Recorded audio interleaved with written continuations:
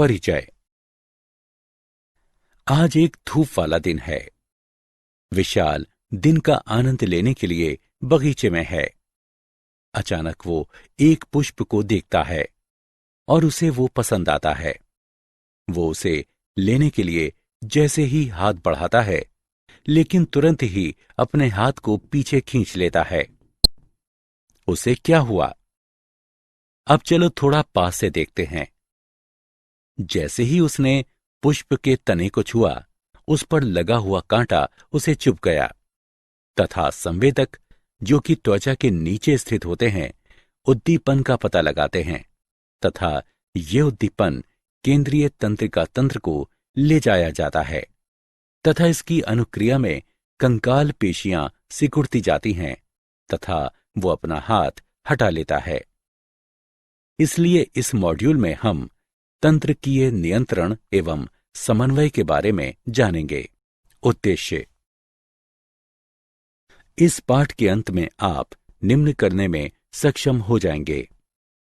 मानव के तंत्रिकीय तंत्र को परिभाषित करना, तंत्रिक कोशिका यानी न्यूरॉन की संरचना तथा कार्य का वर्णन करना, तंत्रिका आवेगों की उत्पत्ति एवं संचरण का वर्णन करना, आवेगों के संचरण का वर्णन करना, केंद्रीय तंत्रिका तंत्र की व्याख्या करना, प्रतिवर्ती क्रिया तथा प्रतिवर्ती चाप का वर्णन करना, मानव नेत्र तथा मानव कर्ण की संरचना तथा कारिकी का वर्णन करना। तंत्रिकीय तंत्र। तंत्रिकीय तंत्र शरीर की क्रियाओं को नियंत्रित एवं समन्वयित करता है। तंत्र कोशिका यानी न्यूरॉन तंत्रिकीय तंत्र की संरचनात्मक एवं क्रियात्मक इकाई होती है। ये शरीर के एक भाग से अन्य भागों तक सूचनाओं को ले जाती है। कशेरुकियों की तुलना में तंत्रिका तंत्र कम विकसित होता है तथा इनमें कुछ तंत्रिक कोशिकाएं यानी न्यूरॉन्स ही पाई जाती हैं। मानव तंत्रिका तंत्र। मानव का तंत्रिका तंत्र दो भागों में विभाजित होता है: केंद्रीय तंत्रिका तंत्र और परिधीय तंत्रिका तंत्र। केंद्रीय तंत्रिका तंत्र के अंतर्गत मस्तिष्क तथा मेरुरज्जु सम्मिलित हैं। परिधीय तंत्रिका तंत्र के अंतर्गत कपाल तंत्रिकाएं तथा मेरु तंत्रिकाएं आती हैं। तंत्रिका तंतु दो प्रकार के होते हैं: संवेदी या अभिवाही तंतु एवं चालक या प्रेरक या अपवाही तंतु। संवेदी या अभिवाही तंतु, ये तंतु उद्दीपनों को ऊतकों या अंगों जैसे संवेदी अंगों से केंद्रीय तंत्रिका तंत्र तक ले जाते हैं। चालक या प्रेरक या अपवाही तंतु, ये तंतु उद्दीपनों को केंद्रीय तंत्रिका तंत्र से ऊतकों या अंगों तक ले जाते हैं। परिधीय तंत्रिका तंत्र। परिधीय तंत्रिका तंत्र दो भागों में विभाजित होता है: कायिक तंत्रिका तंत्र तथा स्वायत्त तंत्रिका तंत्र। कायिक तंत्रिका तंत्र उद्दीपनों को केंद्रीय तंत्रिका तंत्र से ऐच्छिक अंगों तक ले जाता है, जबकि स्वायत्त तंत्रिका तंत्र उद्दीपनों को तंत्रिका तंत्र से अनैच्छिक अंगों जैसे हृदय पेशियों तक ले जाता है। स्वायत्त तंत्रिका तंत्र पुनः दो भागों यानी अनुकंपी तंत्रिका तंत्र और परानुकंपी तंत्रिका तंत्र में वर्गीकृत किया गया है। परानुकंपी भाग कुछ कार्यों जैसे हृदय दर कम करना, प्यूपिल का निर्माण करना आदि को नियंत्रित करता है, जबकि अनुकंपी भाग इसके विपरीत प्रभाव जैसे हृदय दर बढ़ाना आदि दर्शाता है। तंत्रिक कोशिका न्यूरॉन तंत्रिका तंत्र की संरचनात्मक एवं क्रियात्मक इकाई। एक तंत्रिक कोशिका यानी न्यूरॉन के तीन मुख्य भाग होते हैं: कोशिकाकाय, दुम्राक्ष एवं तंत्रिकाक्ष। ये विशेषीकृत कोशिकाएं सूचनाओं को ग्रहण तथा उन्हें संवहित करने के लिए उत्तरदायी होती हैं। कोशिका काय में कोशिका द्रव्य और प्रारूपिक कोशिकांग और विशेष दानेदार अंगक निसेल ग्रेन्यूल पाए जाते हैं। दुम्राक्ष कोशिका काय से प्रवर्धित होते हैं। वे ग्राहियों तथा कई अन्य तंत्रिक कोशिकाओं यानी न्यूरॉनों से तंत्रिकीय आवेगों को ग्रहण करते हैं तथा इन आवेगों को कोशिका काय की तरफ संवहित करते हैं। एक लंबा तंतु जो कि कोशिका काय से आवेगों को दूर ले जाता है तंत्रिकाक्ष कहलाता है। प्रत्येक तंत्रिकाक्ष के सिरे पर एक बल्ब सदृश संरचना जिसे सिनेप्टी पुटिका कहते हैं पाई जाती है, जिस पर न्यूरोट्रांसमीटर्स पाए जाते हैं। तंत्रिक कोशिका 3 प्रकार के होते हैं, एक ध्रुवीय, द्विध्रुवीय तथा बहुध्रुवीय।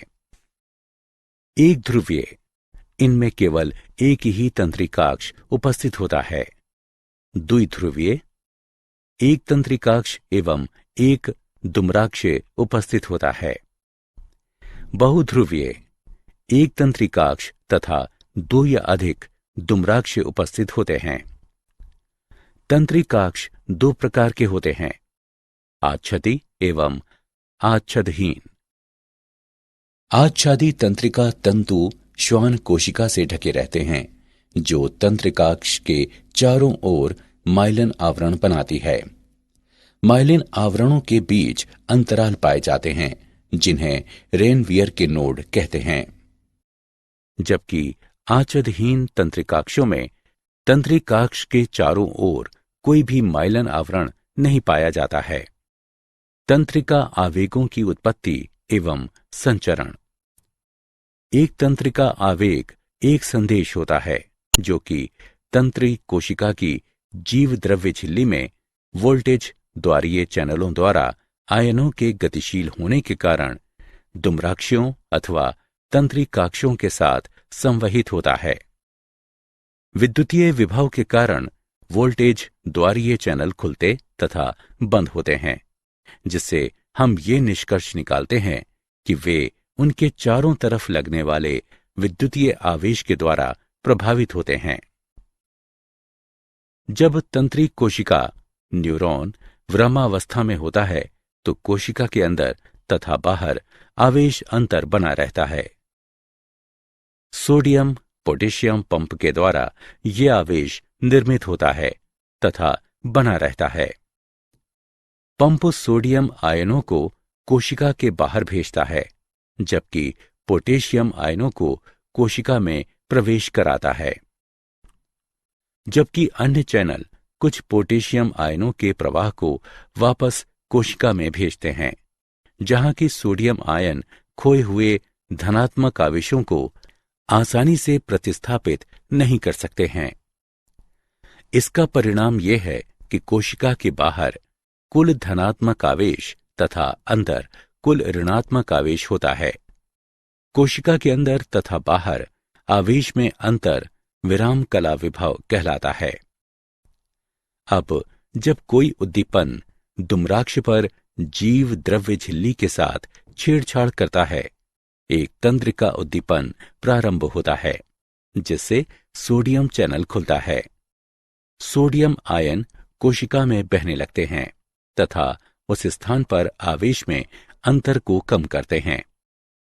यदि आवेश अधिक होता है तो ये अन्य वोल्टेज द्वारीय सोडियम चैनल को इसके पास खोल देता है।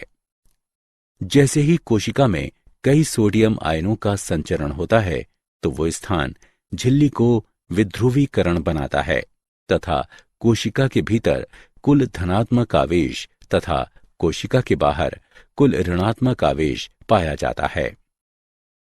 ये पड़ोसी वोल्टेज द्वारीय सोडियम चैनलों को भी प्रभावित करता है तथा ये उन्हें खोलता है एवं विध्रुवीकरण झिल्ली के साथ आगे बढ़ता है।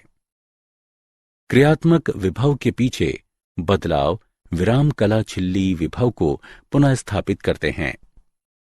वोल्टेज द्वारीय पोटेशियम चैनल बंद हो जाते हैं, जिसके कारण कोशिका से बाहर की तरफ पोटेशियम आयनों का आवेगों का संचरण। दो तंत्री कोशिकाओं यानी न्यूरॉनों के मध्य एक संकेत को संचारित करने के लिए एक वैद्युतीय उद्दीपन एक सिनेप्स के ऊपर संवहित होना चाहिए।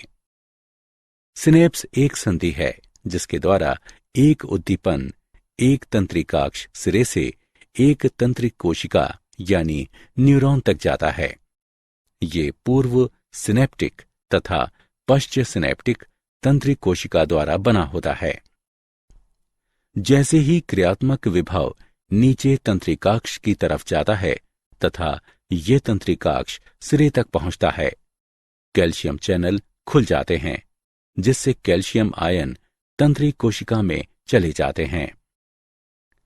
इसके बाद तंत्रिक कोशिका यानी न्यूरॉन न्यूरोट्रांसमीटर्स का निर्माण करता है तथा पुटिकाओं में उन्हें संचित करता है। जैसे ही कैल्शियम पुटिकाओं से बंध जाता है, पुटिकाएं न्यूरोट्रांसमीटर को पूर्व सिनेप्टिक झिल्ली की तरफ ले जाती हैं। जब पुटिकाएं तंत्रिकाक्ष सिरा झिल्ली के संपर्क में आती हैं तो न्यूरोट्रांसमीटर सिनेप्टिक दरार में त्याग दिया जाता है। पूर्व सिनेप्टिक तथा पश्च सिनेप्टिक तंत्रिक कोशिका यानी न्यूरॉन के मध्य अंतराल को सिनेप्टिक दरार कहते हैं। अब न्यूरोट्रांसमीटर सिनेप्टिक दरार से विसरित हो जाता है तथा पश्च सिनेप्टिक तंत्रिक कोशिका न्यूरॉन पर उपस्थित ग्रहियों से बंध जाता है। पश्च सिनेप्टिक तंत्रिक कोशिका यानी न्यूरॉन पर पाए जाने वाले ग्रहियों को सक्रिय कर देता है तथा फिर ग्राही सोडियम आयनों को सुसाध्य विसरण द्वारा तंत्रिक कोशिका में प्रवेश करने देते हैं, जिससे पश्च सिनेप्टिक तंत्रिक कोशिका में एक क्रियात्मक विभव उत्पन्न हो जाता है। निष्कासित न्यूरोट्रांसमीटर्स सिनेप्टिक दरार में वापस विसरित हो जाते हैं तथा पुटिकाएं कुछ न्यूरोट्रांसमीटर्स को पुनः चक्रण करती हैं। केंद्रीय तंत्रिका तंत्र। केंद्रीय तंत्रिका तंत्र तंत्रिका तंत्र का एक प्रसारण तंत्र है। ये कपालीय गुहा में स्थित होता है। इसमें संयोजी ऊतक झिल्लियों की 3 परत होती हैं। बाह्य परत ड्यूरामेटर, आंतरिक परत एरेक्नॉइड तथा आंतरिक परत पायामेटर होती है। ये परतें कपालीय मेनिंजेज कहलाती हैं। पायामेटर तथा एरेक्नॉइड के मध्य के स्थान में मस्तिष्क मेरु द्रव्य भरा होता है। मानव मस्तिष्क को 3 भागों में विभाजित किया जा सकता है: अग्र मस्तिष्क, मध्य मस्तिष्क एवं पश्चिम मस्तिष्क। अग्र मस्तिष्क। अग्र मस्तिष्क मानव मस्तिष्क का सबसे अग्र तथा मुख्य भाग है। ये सेरिब्रम, थैलेमस तथा हाइपोथैलेमस से बना होता है। प्रमस्तिष्क बलकुट अग्र मस्तिष्क की पतली बाह्य परत बनाती है, जिसे प्रमस्तिष्क यानी सेरिब्रम कहते हैं, जिसे प्रमस्तिष्क 2 भागों में बाईं तथा दाईं तरफ विभक्त होता है, जिसे प्रमस्तिष्क गोलार्ध कहते हैं। प्रमस्तिष्क बलकुट प्रमस्तिष्क को ढकता है। प्रमस्तिष्क गोलार्ध तंत्रिका तंतुओं के एक मोटे बंडल जो कि कार्प्स कैलोसम कहलाता है, इनके द्वारा जुड़े होते हैं। प्रमस्तिष्क बलकुट मस्तिष्क के कुल भार का 80% से अधिक होता है। ये सोचने, भाषा का प्रयोग करने आदि के लिए उत्तरदायी होता है। ये ऐच्छिक कार्यों का नियंत्रण तथा संवेदी सूचना की प्रक्रिया भी करता है। थैलेमस धूसर द्रव्य का एक बड़ा भार होता है, जो कि प्रमस्तिष्क बलकुट के नीचे स्थित होता है। थैलेमस में एक जोड़ी अंड की आकृति वाली संरचना पाई जाती है, जो कि सूचनाओं को संवेदी ग्राहियों से प्रमस्तिष्क बलकुट में मस्तिष्क के संसाधन अंगों तक प्रसारित करती है। थैलेमस के ठीक नीचे एक मटर के आकार वाली संरचना उपस्थित होती है, जिसे हाइपोथैलेमस कहते हैं। ये शरीर के अनेक मुख्य कार्यों जैसे भूख, प्यास, तरल सांद्रता, शरीर के ताप और जनन प्रक्रिया आदि को नियंत्रित करने में सहायक है। लिम्बिक तंत्र परस्पर जुड़ी हुई संरचनाओं का एक समूह है जो कि एमिगडाला, हिप्पोकैम्पस, थैलेमस तथा हाइपोथैलेमस के भागों से मिलकर बना होता है। मध्य मस्तिष्क। मध्य मस्तिष्क पश्चिम मस्तिष्क के ऊपर स्थित होता है। इसमें तंत्रिका मार्ग पाया जाता है जो कि अग्र मस्तिष्क से जुड़ा होता है। मध्य मस्तिष्क नेत्र पेशियों की स्वतः गतियों में एक महत्वपूर्ण भूमिका निभाता है। मध्य मस्तिष्क के भाग मस्तिष्क स्तंभ का निर्माण करते हैं। रेटिकुलर निर्माण तंत्री कोशिका का जाल होता है जो कि पश्चिम मस्तिष्क से निकलता है। मध्य मस्तिष्क से होता हुआ प्रमस्तिष्क में थैलेमस तक गुजरता है। ये ध्यान, सजगता तथा लैंगिक उत्तेजना को नियंत्रित करने में महत्वपूर्ण भूमिका निभाता है। पश्चिम मस्तिष्क। मस्तिष्क का सबसे निचला भाग पश्चिम मस्तिष्क कहलाता है। पश्चिम मस्तिष्क पोंस, अनुमस्तिष्क और मध्यांश यानी मेड्यूला ओब्लोगेंटा का बना होता है। मध्यांश तथा पोस में संवेदी तंत्री कोशिकाएं यानी न्यूरॉन्स पाई जाती हैं जो कि सूचनाओं को मेरुरज्जु से अग्र मस्तिष्क तक संवहित करते हैं। मध्यांश जीवन के दैनिक कार्यों जैसे हृदय स्पंदन तथा श्वसन को नियंत्रित करता है। पोन्स निद्रा तथा जागने की दशा को नियंत्रित करता है। मस्तिष्क स्तंभ मेरुरज्जु को मस्तिष्क के उच्च क्षेत्रों से जोड़ता है। प्रतिवर्ती क्रिया तथा प्रतिवर्ती चाप। प्रतिवर्ती क्रिया तंत्रिका तंत्र द्वारा एक उद्दीपन के प्रति एक त्वरित प्रतिक्रिया होती है। मानव में किसी गर्म वस्तु को छूने पर हाथ को झटके से हटा लेना प्रतिवर्ती क्रिया का एक उदाहरण है। जब घुटने के ठीक नीचे कंडरा पर आघात होने पर टांगों का सीधा होना इसका एक अन्य उदाहरण है। चलो अब प्रतिवर्ती चाप का विस्तार से परीक्षण करते हैं। पहले त्वचा के विशेषीकृत संवेदी तंतु दर्द वाले उद्दीपन का पता लगाते हैं तथा इस सूचना को मेरुरज्जु में तंत्रिका कोशिकाओं को भेजते हैं। ये सूचना एकल संवेदी तंत्री कोशिका द्वारा ग्रहण की जाती है। संवेदी तंतु मेरुरज्जु तथा मेरुरज्जु के अंदर अंतःतंत्रिका कोशिका यानी न्यूरॉन के ऊपर सिनेप्स में प्रवेश करते हैं। ये अंतःतंत्री कोशिका यानी न्यूरॉन चालक न्यूरॉनों के ऊपर सिनेप्स को भेजते हैं जिससे कंकालीय कोशिकाएं नियंत्रित होती हैं। भुजा में सामने की तरफ स्थित लचीली कोशिकाएं संकुचन के लिए निर्देशित करती हैं जबकि भुजा में पीछे की तरफ स्थित बाह्य पेशियां शिथिलन के लिए निर्देशित करती हैं। चालक न्यूरॉनों के उत्तेजना तथा अन्य के अवरोधन द्वारा अंतःतंत्री कोशिकाएं पेशी जोड़े को नियंत्रित करते हैं। मूल्यांकन। आइए आगे बढ़ने से पहले देखते हैं कि तुमने कितना सीखा। सही विकल्प को उठाकर उसके संगत बॉक्स में रखें। संवेदिक, अभिग्रहण एवं संसाधन। नेत्र। एक जोड़ी नेत्र खोपड़ी में स्थित अस्थि गर्तिक जिसे नेत्र कोटर कहते हैं इनमें स्थित होते हैं। नेत्र के भाग। मानव नेत्र की भित्ति 3 परतों से मिलकर बनी होती है। बाहरी परत घने संयोजी ऊतक जिसे स्क्लेरा यानी श्वेत पटल कहते हैं तथा कॉर्निया की बनी होती हैं जिसके द्वारा प्रकाश नेत्र के भीतर प्रवेश करता है। मध्य परत 3 भागों से मिलकर बनी होती है। कोराइड, पक्षमापकाय तथा आइरिस। कोराइड मध्य परत का सबसे बड़ा भाग होता है। पक्षमाप काय में चिकने पेशी तंतु पाए जाते हैं जो कि लेंस की आकृति को नियंत्रित करते हैं तथा आने वाले प्रकाश पर फोकस करने में हमें सहायता देते हैं। आइरिस नेत्र का रंगीन भाग है जो कि कॉर्निया द्वारा दृश्य होता है। आइरिस में एक गहरा छिद्र पाया जाता है जिसे प्यूपिल कहते हैं। ये प्रकाश को नेत्र में प्रवेश करने देता है। आइरिस की चिकनी पेशी प्यूपिल के व्यास को नियंत्रित करती है। नेत्र की सबसे आंतरिक परत रेटिना कहलाती है।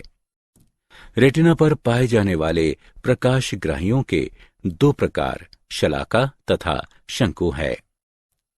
शलाका कम प्रकाश के लिए संवेदी होते हैं जबकि शंकु केवल तेज प्रकाश में कार्य करते हैं। रेटिना में गुच्छिका कोशिका का तंत्रिकाक्ष नेत्र के पीछे एकत्रित होकर दृक् तंत्रिका का निर्माण करते हैं। इस क्षेत्र में कोई भी प्रकाशग्राही उपस्थित नहीं होता है। ये प्रकाश के प्रति असंवेदनशील होता है, अतः इसे अंध बिंदु कहते हैं। रेटिना के मैक्यूला में एक छोटा गर्त स्थित होता है जिसे फोविया कहते हैं। ये फोविया पर उपस्थित लगभग सभी शंकुओं को स्पष्ट दृष्टि प्रदान करता है। कॉर्निया और लेंस के बीच की दूरी को एक्वस चैम्बर यानी जलीय कोष्ठ कहते हैं, जिसमें पतला जलीय द्रव नेत्रोद होता है। लेंस और रेटिना के बीच के रिक्त स्थान को कचाभ यानी द्रव कोष्ठ कहते हैं और ये पारदर्शी द्रव कचाभ द्रव कहलाता है। देखने की प्रक्रिया। प्रकाश किसी वस्तु से परावर्तित होकर कॉर्निया तथा लेंस के द्वारा नेत्र में प्रवेश करता है तथा फिर प्रकाश रेटिना पर फोकस होता है तथा शलाका तथा शंकुओं में क्रियात्मक विभव उत्पन्न करता है। नेत्र में प्रकाश वर्णक पाए जाते हैं जो कि ओप्सिन तथा रेटिनल से बने होते हैं। प्रकाश ओप्सिन की संरचना को परिवर्तित कर देता है जिसके कारण झिल्ली की पारगम्यता भी परिवर्तित हो जाती है। इसके परिणाम स्वरूप विभवांतर प्रकाशग्राही कोशिका में संचरित होती है तथा एक संकेत की उत्पत्ति होती है जो कि गुच्छिका कोशिकाओं में द्विध्रुवीय कोशिकाओं द्वारा सक्रिय कोशिका विभव उत्पन्न करता है। इन सक्रिय विभव के आवेगों को दृक् तंत्रिका द्वारा मस्तिष्क के दृष्टि वल्कुट क्षेत्र में भेजा जाता है। वल्कुट में आवेगों का विश्लेषण होता है तथा रेटिना पर छवि का निर्माण होता है। कर्ण। मानव कर्ण एक विशिष्ट अंग है। ये दो संवेदी क्रियाएं करते हैं, सुनना और शरीर का संतुलन बनाना। कर्ण की शरीर क्रिया। विज्ञान। कर्ण को 3 भागों में विभक्त किया जा सकता है, बाह्य कर्ण, मध्य कर्ण और अंतःकर्ण। बाह्य कर्ण। बाह्य कर्ण उपास्थि की एक अनियमित आकार के टुकड़े को ढकने वाली त्वचा, पित्रा तथा कर्णपाली से मिलकर बना होता है। बाह्य कर्ण में एक छोटी ट्यूब बाह्य श्रवण गुहा भी पाई जाती है जो कि ध्वनि तरंगों को मध्य कर्ण तक संचारित करती है। बाह्य श्रवण गुहा त्वचा द्वारा आस्तरित होती है जिसमें स्वेद ग्रंथियां पाई जाती हैं जो कि कर्ण मोम का निर्माण करती हैं। कर्ण मोम में बाह्य कण फंसे होते हैं तथा इसमें एक प्राकृतिक प्रतिजैविक पदार्थ पाया जाता है जो कि कर्ण संक्रमण को कम करने में सहायता करता है। मध्य कर्ण। मध्य कर्ण कपाल के भीतर स्थित होता है। कर्णपटह झिल्ली मध्य श्रवण गुहा को बाह्य श्रवण गुहा से भिन्न करती है। मध्य कर्ण 3 अस्थिकाओं से बना होता है जिन्हें मेलियस, इंकस और स्टेपीस कहते हैं। स्टेपीस कोल्किया की अंडाकार खिड़की से जुड़ी होती है। यूस्टेकियन नलिका मध्य कर्ण गुहा को फेरिक्स से जोड़ती है। यूस्टेकियन नलिका कर्ण पटह के दोनों ओर दाब को समान रखती है। कर्ण की शरीर क्रिया। विज्ञान। अंतःकरण। द्रव से भरा अंतःकरण लेब्रिथ कहलाता है, जो कि अस्थिल और झिल्लीनुमा लेब्रिथ से बना होता है। अस्थिल लेब्रिथ वाहिकाओं की एक श्रृंखला होती है। इन वाहिकाओं के भीतर झिल्लीनुमा लेब्रिथ होता है, जो कि परिलसिका द्रव से घिरा रहता है, किंतु झिल्लीनुमा लेब्रिंथ एंडोलिम्फ नामक द्रव से भरा रहता है। अस्थिल लेब्रिंथ के 3 मुख्य भाग होते हैं: कोक्लिया, अर्धचंद्राकार नलिकाएं तथा वेस्टिब्यूली, जो कि कोलेक्लिया तथा अर्धचंद्राकार नलिकाओं को जोड़ती है। कोलक्लिया में राइजनर्स तथा बेसिलर झिल्ली पाई जाती है। स्टेपीज के पीछे अंडाकार खिड़की पाई जाती है तथा अंतःकरण में बाहर की तरफ निकली हुई गोल खिड़की उपस्थित होती है। ऑर्गन ऑफ कार्टाई आधारीय झिल्ली के स्केला मीडिया पर स्थित होता है, जिसमें पाई जाने वाली रोम कोशिकाएं श्रवणग्राही के रूप में कार्य करती हैं। रोम कोशिकाओं का आधारीय भाग अभिवाही तंत्रिका तंतु के निकट संपर्क में होता है। रोम कोशिकाओं की श्रृंखला के ऊपर पतली लचीली टेक्टोरियल झिल्ली होती है। वेस्टिब्यूलर तंत्र 3 अर्धचंद्राकार नलिकाओं और ऑर्गन ऑफ ऑटोलिथ से बना होता है।